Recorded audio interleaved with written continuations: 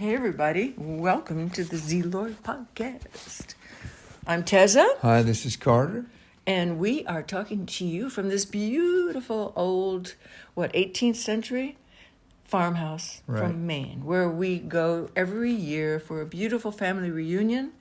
And this year was pretty remarkable, as it always is, with just a lot of joy and peace, even though many of us have different opinions about life, different ways. We've got a pretty much from one extreme to the other in political positions and thinking and religions. We have religions, and we're able to have Jewish zero issues. Converts. One guy became a Jewish convert. We have Christians, and I myself am a yogi mystic, and Carter is a Christian mystic, and we have Catholics, and we have people who have no religion, people who are atheists. We have all different political and religious and cultural, but we don't have anybody yet of deep color. We have, little tiny bits of brown coming in.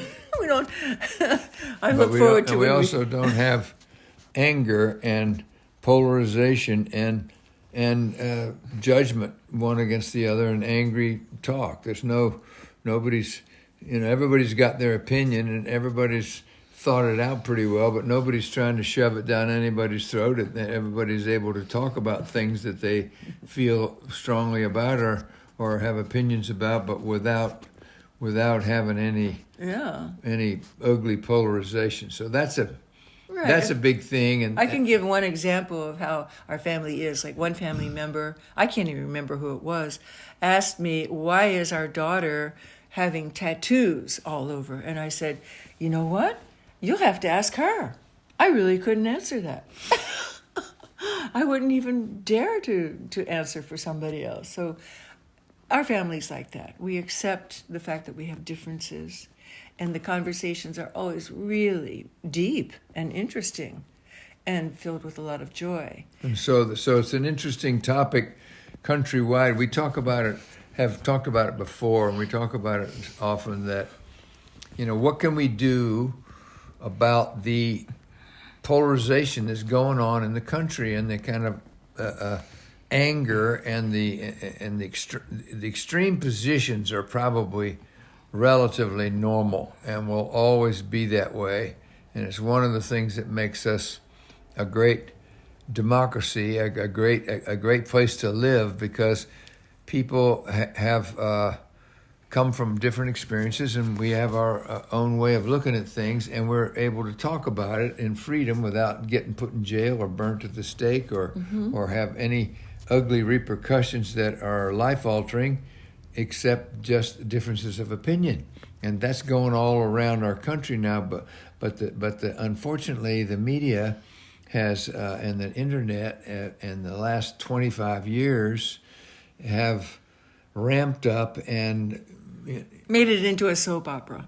Yeah, and I made think it that into there's America's favorite drama. Yeah, and there's a lot of dishonesty on both sides, and people that have opinions and they try to shove it down your throat, and they want to force their opinions on other people, and it's created an unhealthy political environment and a lot of anger within the country. So oftentimes we're talking about this subject, and what can you do about it? One way of thinking about it is, you can't be airy-fairy about these things. That's the way it is, and if you want to try to raise it up to a more high level or divine attitude and try to be nice to everybody, then you're just a fool and you're going to get run over, and it's a fool's errand. But we don't think so. We think that there's a huge. Who's we? Our family in general? Well, you and I. Yeah, you and I. And that there's actually,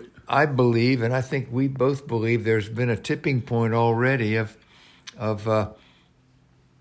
people that want to get past that, and that we're past the worst of it. We want to get past politics.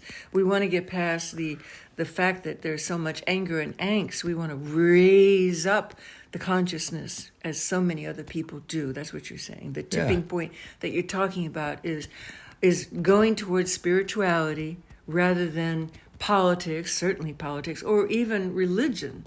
Spirituality is, to me, and environmentalism is part of that spirituality, is the 21st century, religion. But 175 years ago, our country descended into a civil war over this kind of stuff. Slavery was the big issue at that point, and people felt so strongly about it that we ended up killing each other over it. And now we have a kind of a different way of, basically what I think we have is we have a different concept of how to govern. Well, So we're. Okay, But wait, let me wait. just say Okay. this: so we have a different way of thinking about governing. So the question is it going to get so nasty? And is the discussion and the internet discussions and all of that ability for everybody to now speak their mind, and everybody's pissed off about it to a degree, are we going to descend it into shooting at each other? And we don't think we are, but it's definitely it's volatile. Things are volatile now. Well, I definitely don't think that we're going to descend into civil war. But if I was living in the days of slavery, I probably would pick up a gun, yes, and fight to free my fellow brothers and sisters, because that's abominable, and that's worth having a conflict. But what's happening now is just like, people are telling me, can you imagine, this and that? Okay, we're fallible people, and there's a lot of crap that's going on, but there always has been crap, but it's not the same as slavery. Or what the biggest thing that we're, dealing with, of course, in this era, is the nuclear war issue. We do not want to go around pushing anybody's buttons about that. And so I believe, and you do too, Carter, that peace and joy starts within each one of us, and that we have an obligation to focus on that. And that once we have embraced that within our own being, then we can spread that around the world.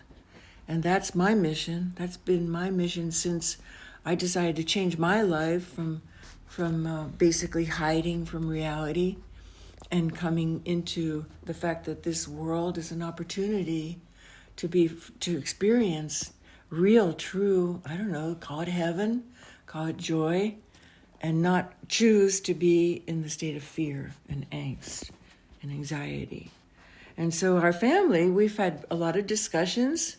And so let's talk about Christopher Naughton, Carter, the author of America's Next Great Awakening, which is sitting right in front of us, which is a beautiful book that we have been introduced to through the ARE, that's the Association of Research and Enlightenment. For those of you who follow us, you know that we talk about the ARE a lot, as we do other great ways of being. In Virginia Beach, and the essence of that world is that Edgar Cayce is the guy that they hang it all. He's the guy that was a psychic who was able to cure a lot of people, and he's well known. But the essence of everything that he worked with was that he was a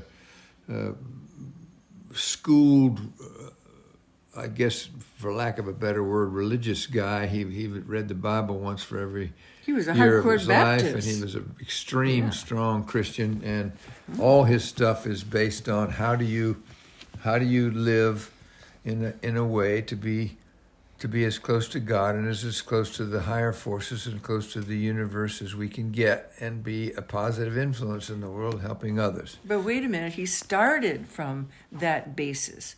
But in his journey of becoming what is known as the sleeping prophet, where he went into a trance state, he started being introduced to concepts of oneness, where God was everything. And he had to go through that personal struggle himself, like saying, I'm a Baptist, I'm a Christian. How can there be oneness? How can I see God in somebody who's like a Muslim or a Hindu or a Jew, right? He had to struggle with that, and he found oneness to be the answer, that God is within all.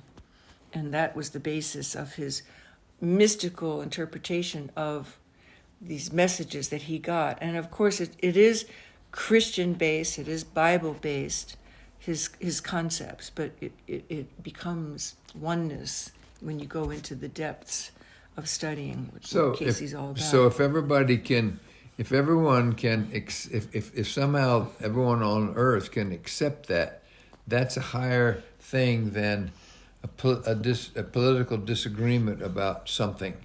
And it seems as though there's a gigantic amount of energy put into people's political opinions, and myself included, and then we get mad about stuff that we think is being said that isn't true or that is not healthy for governing and for how the country should go. Personal freedom. And so the question is, can we recognize our differences and talk about it all and have a majority vote, and then work on that for whoever wins, and then when the next vote comes up, we do it again, and if the things change, then we change a little bit and we go back and forth. There's kind of a push and pull, and in the end, that seems to work better than one benign dictator who may or may not be any good, which is what the world tends to want to move towards in a lot of ways, including through socialism and communism and dictatorships and feudalism. It seems like our country seems to work better when the Democratic ideas and the Republican ideas are all kind of 50-50, all joined in together, and we do better. At least that's my opinion. But the point of the matter is... The point of the matter is, let me just interject here, that Z-Lord is a spiritual podcast, folks. We don't talk politics, but we're trying to talk about this book that we are sharing with you. And so it is a history of the political divide and how the healing of it will be through spirituality. That's where we're heading with this discussion. This is not a political podcast. Okay, so here's the question. With all that's going on and the reality of the day-to-day and the reality of the news and the reality of what we're all doing, can we get beyond it? Can we get above it? Can enough people get past it so that our divisiveness, so that we can embrace each other and think about these things in our daily life with, can a majority of the people make the jump into that level? And I think there's been a lot. There's a lot more people. And you see it all the time. You see people just being kind to each other, being nice to each other, being forgiving.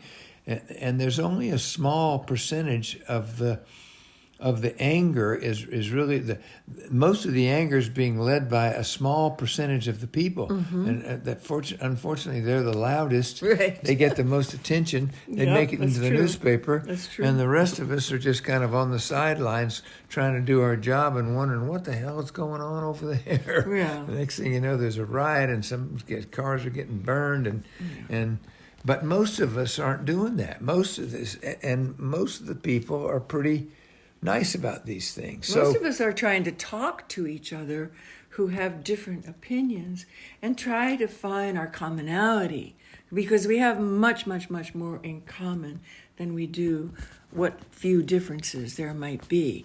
And the separation is really almost like an imaginary separation. We are all really brothers and sisters, and we are one.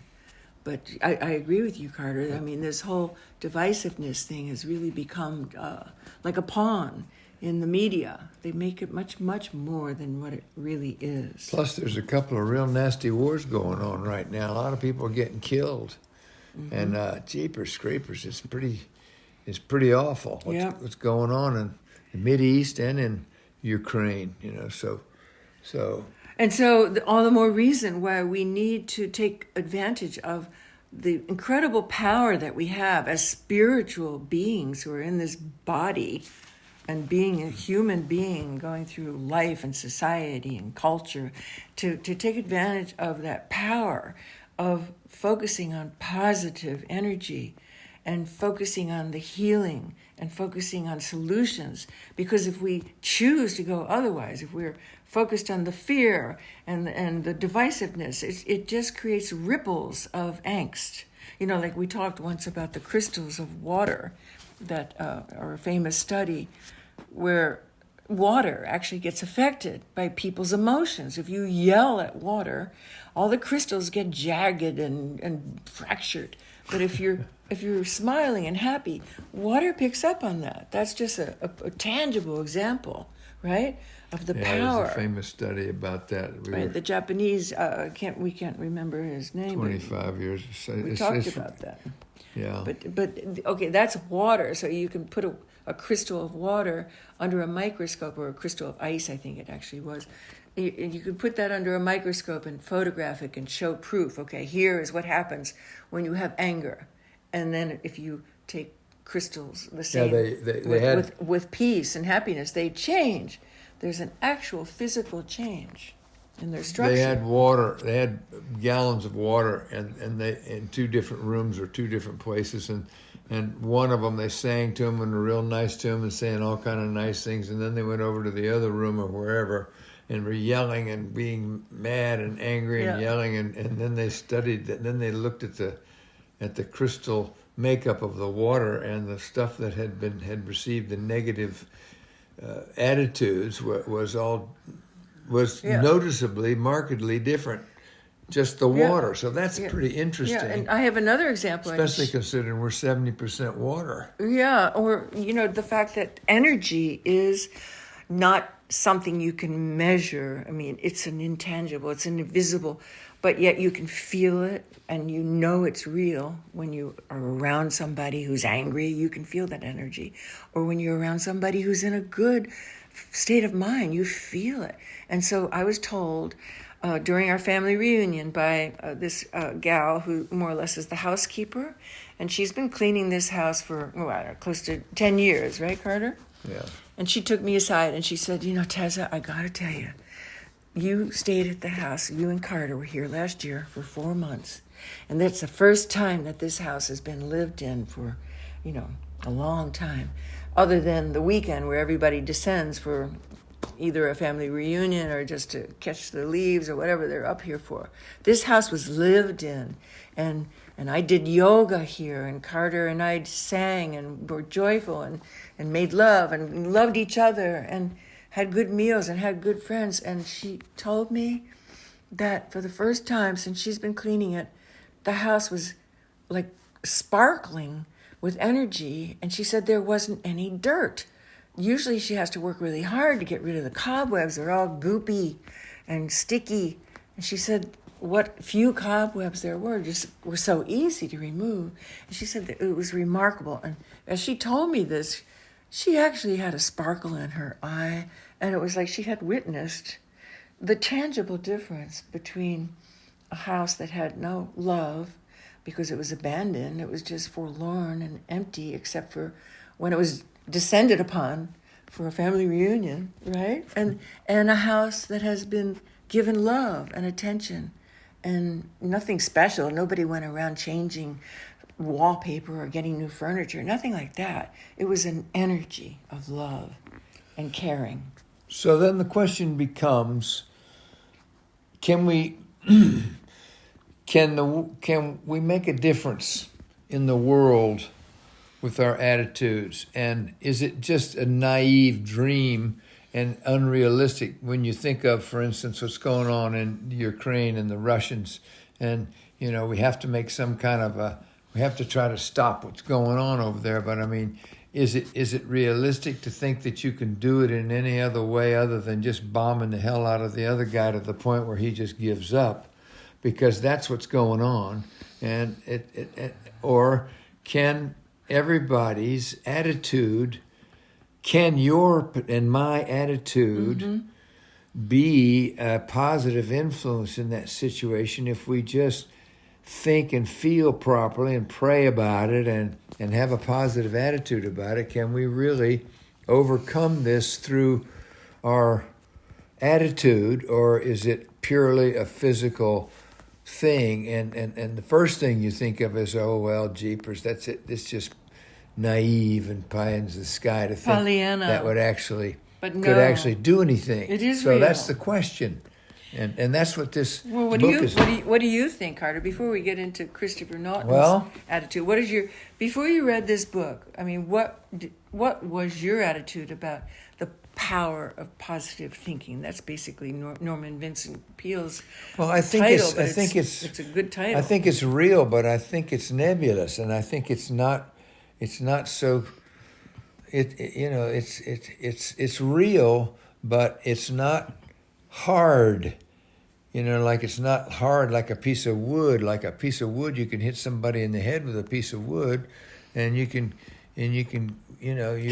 Yeah, Kill them with kill your- them. But can with you your force. Can you stop With somebody something from physical. doing that by thinking about it and by praying about it and by being kind about it? So that's the issue. That's always the discussion lately. So I've asked you. Now you're going to ask Well, I me, or think do I you- have to ask myself? Well, you asked me. I'm still answering. Okay. So I think the answer is yes, but it's not necessarily. It takes faith. It's going to take some faith and to take trying it. And so, what do you think about it, teZa? Well, I'm thinking about that boat that went by as we had lunch. Wasn't it called? It was always faith in Latin. Semper Fi. Semper Fi. That's Semper the Fi. that's the Marines' motto. But isn't that always faith? Always faithful. Always faithful. So I smiled when I saw it, even though I mispronounced it, because faith is one of those things you can't measure. It's not a piece of wood. You can't hit somebody over the head with it. It is a feeling. It is a belief. It's a trust. And so my answer would be, yes, I believe in goodness conquering evil. I believe in the power of prayer. I pray for the Ukraine. I pray for Gaza to be resolved. I pray for all conflicts, even within my own being. And I know for a fact that when I offer everything up to this incredible source of existence, whether you call it God or the divine or sacred or just whatever its name is to you, I know when I offer up all my troubles, I am happy to give them up because I can't solve the world's troubles. And I sure as hell don't think the politicians can either. They need all the help they can get. And it's not an election year. We can't do anything about it right now, but we can pray. And we can focus the positive energy that we have on positive solutions. Yeah, and the politicians, for better or for worse, they're the ones that are in charge. And so they're the ones that are on the front line. They're the ones who have the most tangible power to actually do something about it. So they're important. It's tendency is to think they're nuts, and the people that are egomaniacal get attracted to that business, and that they don't tell the truth about things, and it's all smoke and mirrors. And there is a part of that in it, but there's also the fact that our politicians are going to be talking to the Russian politicians and the Israeli politicians and the Palestinian politicians. That's where the tangible realities are going to evolve. But the question is, can we, as citizens who feel strongly about this and who are ready to fight each other about our differences of opinion about it, and if you listen to the television news, where one side's screaming at the other, and it's horrible what's going on. Which we don't television do. news. I mean, Just footnote the there. ugliness is going back and forth, and the dishonesty coming, and the opinions are all so Rabid. The well. opinions they're- are rabid on both sides. Yeah, they're not. There's a lot of the truth is just not in it. That it's not something you can. But we all know this. But the question is, if we just have a kind attitude about things, can we influence this? And my answer would be yes. Yes. But it's not tangible so much that you can really see it. It's just a faith thing, but you see it now. If you look in the newspaper and you talk to people, huge numbers of people are sick and tired of the negativism, and huge numbers of people are tired and trying to get away from and trying to find a solution to the partisanship and the anger it's going on back and forth, and that has not been. It kind of came to I think it came to a head a few years ago, and now hopefully we're on the better side of that, and the tipping point has been reached, and things are going to get worked out in a way that's going to consider everybody else's point of view now. And that's my belief too, that we are at the tipping point of people who have elevated their thinking, expanded their awareness, and realize that it is that intangible, untouchable belief in the positive forces being more powerful than the negative.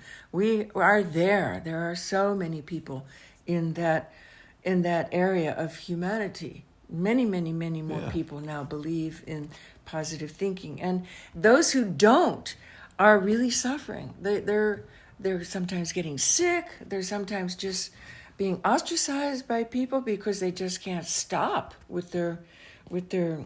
Self-righteousness. Yeah. Their self-righteous opinion that they're right and the other people are wrong, and so nobody wants they're to going be to told force their will upon that somebody else. So I think that hopefully that's.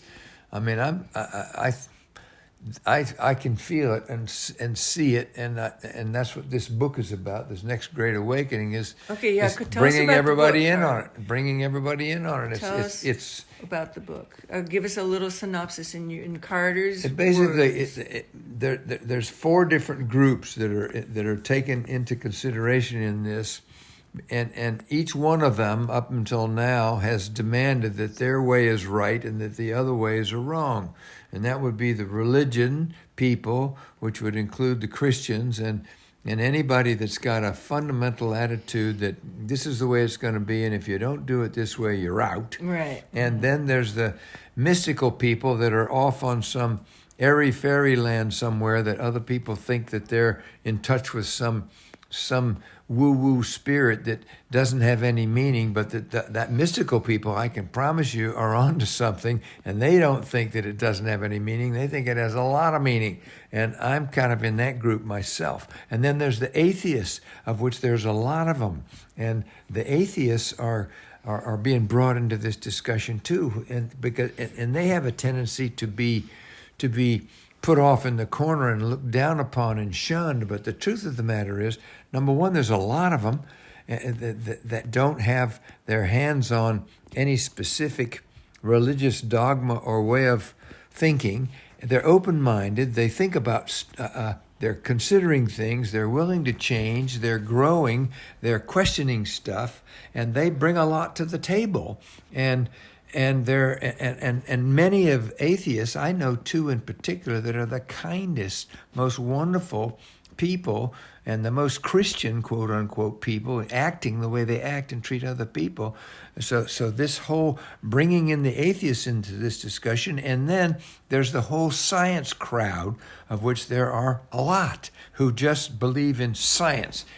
And so these 4 groups, which have kind of been exclusive, and you're either one or the other, and so it's them against you against them, and so these 4 different groups have not really been able to marry up together and work together and respect each other and have embrace each other and use the strengths and the weaknesses of their little group to get together and make a better world. And that's what this book is about, America's Next Great Awakening, by this guy Naughton. And he lays it out of how through history we have embraced a lot of things since the 1600s. I mean, like a lot of things. Well, actually, since for the last 2,000 years, there's been a lot of different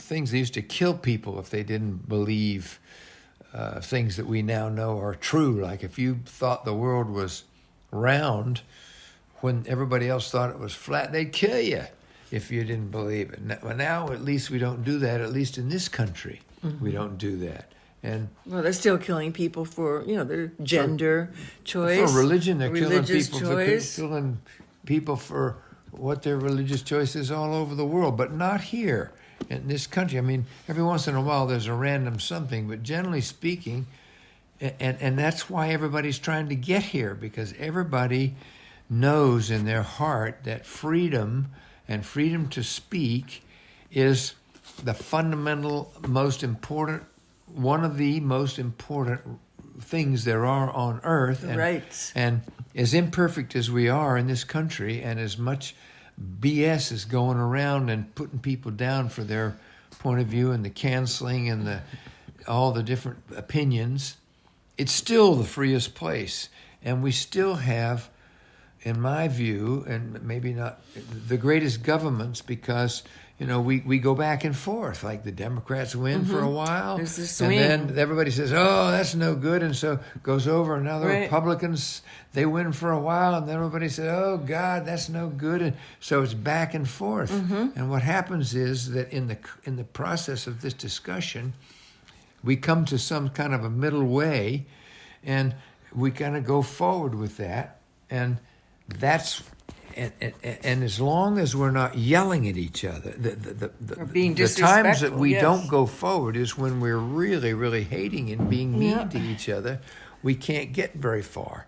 And some other times in our history, we've been able to be friends across the aisle. So the solution is embracing Respecting respecting everyone. And everyone has a voice, but how does that work to heal the divide? Is it just having, by one. having the faith one by one that it is being healed? Yeah. That it already is being healed right now. It's not like in the future. It's not like, we have to work for this event or this turning point, or you say tipping point. And not thinking it's airy-fairy and naive. And not just thinking believing that it's happening right now.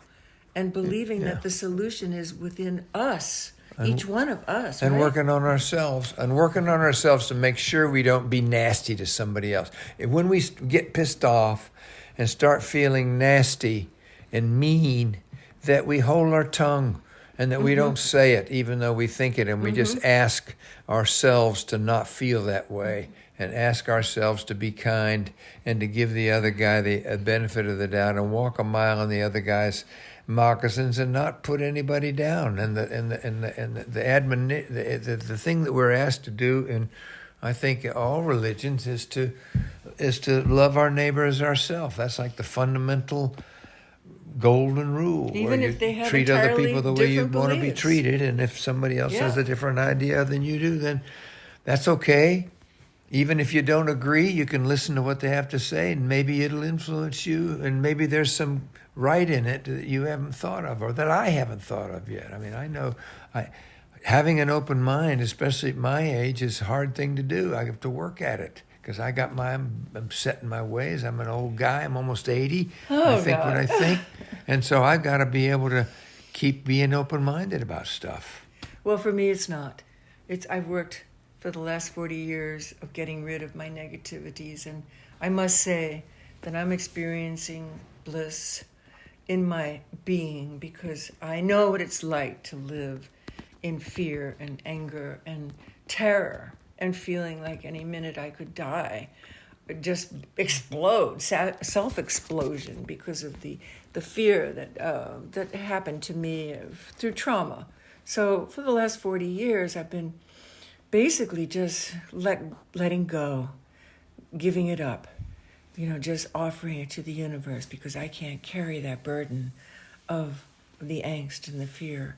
And even at night when I'm falling asleep, if I get a wave of that, when my consciousness is just starting to let go of the busyness of the day, and my consciousness is starting to drift, that old familiar fear sometimes gnaws at me, and I get that horror that I'm going to die for no reason whatsoever. It's like just comes out of me. And what do? I offer it to the divine. I have a method. I use a mantra. I'm not going to dwell on that feeling. I'm not, but I used to. And I used to really get into a state. And that's when people have insomnia. That's when they start using drugs and alcohol and, Change your consciousness. Yeah. And so But I think you trust in goodness pretty well. I think you're pretty good at that. I worked hard at it. It's just like, okay, people are always complimenting me about my skin. I work hard at having a beautiful complexion because I don't use commercial products. I use something funky that an apiary man gave me that's beeswax, and it's an effort to put on. It's not just something you go to the drugstore and or a beauty place and get a facial. I mean, it's a little bit of an effort, and I exercise every day, and that's an effort.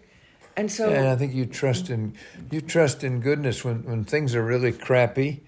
I think that you give the universe the benefit of the doubt, and you just trust that there's good out there, and that you don't wallow. You don't trust that there's evil, and and you don't wallow in the fear. I mean, you might momentarily, just like we're all human, but generally speaking, you overcome that with kind of prayer and trusting in the goodness of things. And I think the universe is pretty good to you on account of it. I believe in free will. You get generosity back. I believe that I can create the life that I want. When I first heard that, when I came into recovery 40 years ago, from my beginning stages of life, of having not known that everything is a choice, that blew my mind when I realized that, you mean I have a choice about being happy?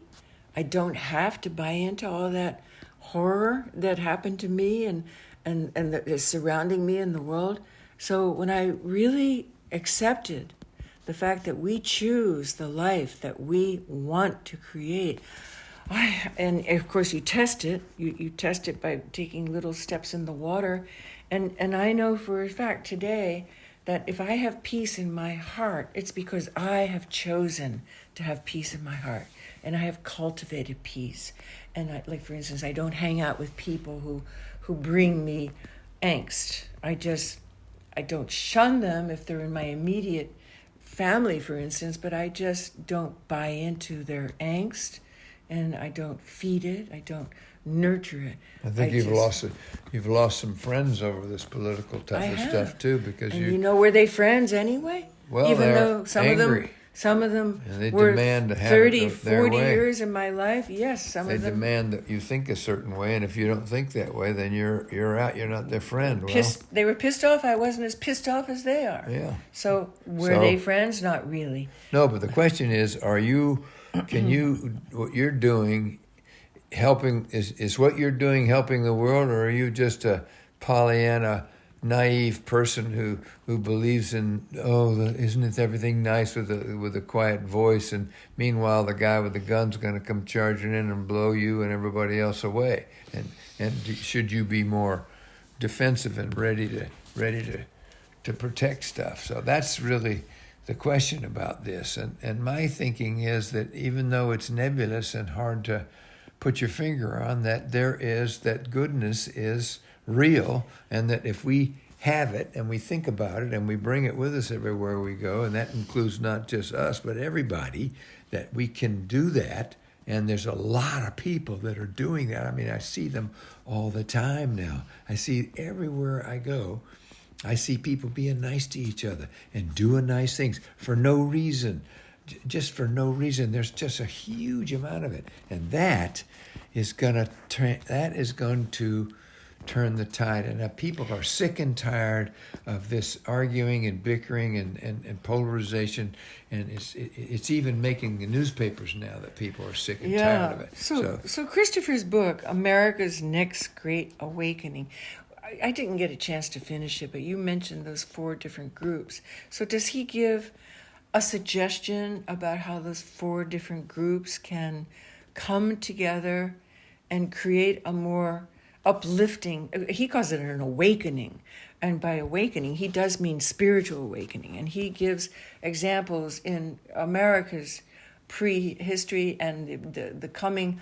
of, like, the Puritans when they first came to this country, and then there was another awakening, and he gives real documented proof that there were awakenings, and they were all basically as a result of angst and crises, right? Yeah, and things got better. And things get better once you have this horrible kind of confrontation. So how does give us a little insight about what happens with those four different groups? His premise is that all those groups are waking up to the fact that the other groups have got something to offer, and that they don't have the only way, and that they're people within these various groups are embracing each other now, and it's a great thing, and it's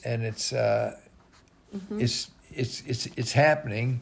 And he's recognizing, and he's not saying that he's standing on the pulpit downtown preaching it. He's just recognizing that there's a new great awakening happening, and all these disparate groups who have been up till now, and even within the recent last 20 years, who have said, "Oh no, you've heard the people say, oh, I'm into the science. I don't care about God. I mean, they're fundamental scientists as much as fundamental religious science people. is the only thing, right? And all that other stuff is just bullshit." Right. And the atheists will say, "Oh, there is no God," but what he's saying is that all of these groups now, he's seeing a softening of everybody, that's going to be the thing that's going to take us all to the next great level, rather than blowing the planet apart. Well, see, I have this feeling, and I'm going to share it with everybody.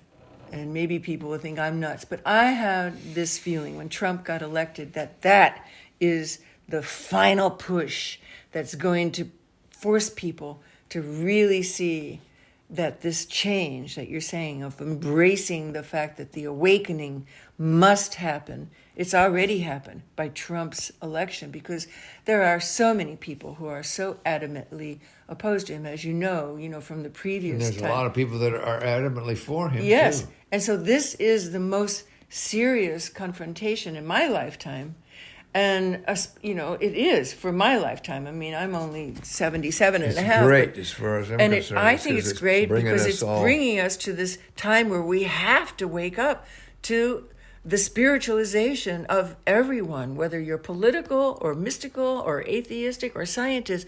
The spiritualization, which means just like the endless opportunity, the opening up of the infinite possibilities of our humanness, is happening right now. And that's what this last election, to me, is emblematic of.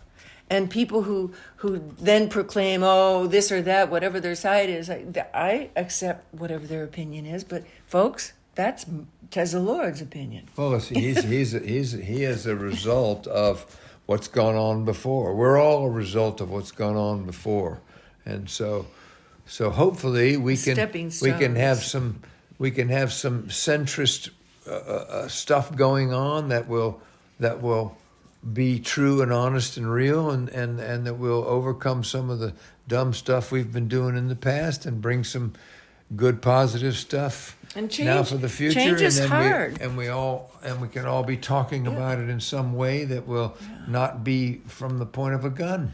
And change, no matter what kind of change, is for many people very uncomfortable.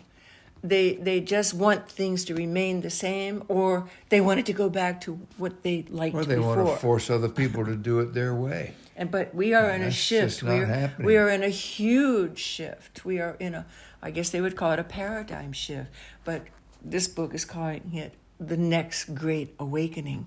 And that's a good way of thinking about it, because awakening is a positive thing. We've had a dark night of the soul, so to speak. We've been asleep, however you want to say it. And we are awakening to a glorious new day with sun shining and people happy. But yes, we have to continue praying for the people who are still oppressed. The wars going around the world. We want to share our good feelings with the people who don't have that. Everybody's got a point of view, and there's good and there's some good in all of them, and shoving your stuff and forcing your will upon somebody else is just not the way to do it. And that's the awakening. The awakening is we're all bringing something to the party, and judging and pointing fingers is is a fool. That's the fool's errand. Right. Is trying to shove your point of view down somebody else's throat, because there's a lot of great stuff out there, and the world is gigantic and huge and wonderful. There, and none of us have all the answers. I suspect that most people who listen to us, Carter, by the nature of the fact that it's described as a spiritual podcast, are there, right there with us. Yeah. But our mission is to spread the love, spread the smile, spread the positivity, spread it, however you can, whether you're a creative person or just give a smile to a stranger or share some food with somebody who's hungry. And trust and have faith that the goodness is way, way, way stronger than any of us realize, and that our good vibes and our good feelings to people make a difference. Yeah, and absolutely. they help the situation. They make the situation better. There's power in there, and just because it's not finite and tangible, you can put your finger on it. It doesn't mean it's any less real. Right. So, just to let you know, last week we did have a session. Carter and I talked, and I messed up with some technology. So this is to make up for whatever I did with my big fat finger. I didn't press a button right. So to let you know that we are going to try to keep up with weekly messages and sharings. And we're starting with this week, and here we are in Maine. And just to let you know, we will be heading out to do some camping in a week. Maybe next week we'll still be here at the farm. Probably be in Maine. Vermont next week. Next week we might be in Vermont. We'll see what happens. We're going to be traveling through Vermont and hitting the Adirondacks, and then heading back slowly getting off the hard road. Getting off the hard road as Staying much off as we the can. hard road In as our much as little possible. camping van that we call Uppity, because it is an uplander. And so, folks, we love you. And if anybody has not told you recently, I love you, and I'm sure Carter, you love. You Yeah. Okay, all right. He's such a jock, but no, it's true. Spreading love is important. We don't have to know you We're to all love in you. it. We're all in it together. We love you. We're all in this. Take even though care. We don't necessarily think we are. We are. We are one. And we all bringing something to the party. Each one of us is bringing something to the party. Each So one is bring important. what you got. Each person is And important. bring your good vibes along with it. We're Om trying Namah to Shivaya. also. Okay. We'll see you next time.